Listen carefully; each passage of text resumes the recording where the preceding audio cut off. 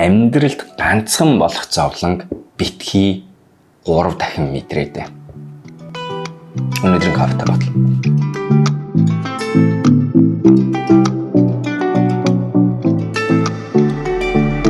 Саяхан энэ этгээгийн буддизмын багшийн яриаг сонсож байхад тэр хүний хэлсэн үг нь энэ байсан. Ихэнх хүмүүс хоосон зовлонг зовоод байна амьдралд. Бодит биш зовлонг зовоод байна гэж. Тэгээ тэргээрээ юу гэж хэлж байна вэ гэхээр бид нар хүн гэдэг амьтны тэр сэтгэх чадвар, юмыг төсөөлөх чадвар нь өөрөө бас буцаагаад биднэрт сөрөг нөхцөлийг заримдаа гаргаад идэг.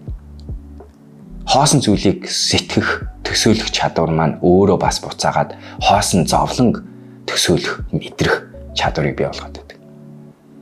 Олон хүмүүс яадаг юм гэхээр чинь одоо залуучуудын оюутны үеийг харангууд тест бодъё л доо. Тестээ авах гэдэг бол аюу хэцүү. Зовёртой байдаг. Тэнгууд тестийн үеэр мэдээж тэрийг ингээд зовёрыг мэдрээ, шаналлыг мэдрээд зовох нэг нөхцөл байна. Тэнгууд тест болохоос өмнө бид нар тестийн тухай, ирээдүйд болох ч байгаа зүйлийн тухай бид нар бүгдээрээ урьдчилж бодож төсөөлөөд тэгээ тэрний тухай шаналдаг.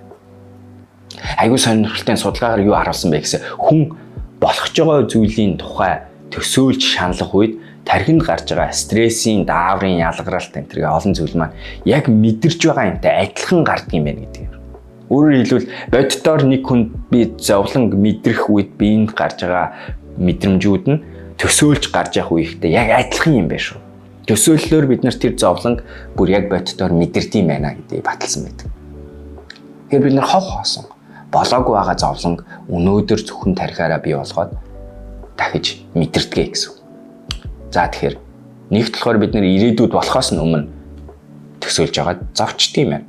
Хоёрт нь бид нар болох үед нь тэрийг мэдэрч зовт юм байна. Гуравт нь болохоор бид нар яадаг юм гэхээр миний өмнө ярьжсэн шиг шарах болгочоо сорив болцсон хойно ч гэсэн 5 жилийн өмнө болсон зүйлийг дахин дурсаж мэдрээд байдаг. Тэзээ болоод өнгөрцөн зовлон бид нар дахиж дурсаж мэдрээд байдаг. Энийний бас нэг энэ өнгөрсөн зүйлийг дурсаж мэдэрдгийн нэг жишээ нь бид нар тэр түүхийг дахин ярьдаг.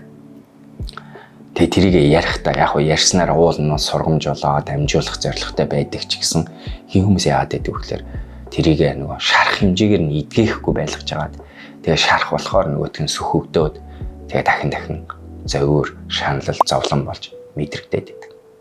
Тэгэхээр хэдүүлээ амьдралд байгаа энэ зовлонгуудыг ганцхан л удаа мэдрэх зүйлийг ганцхан л удаа мэдрээ.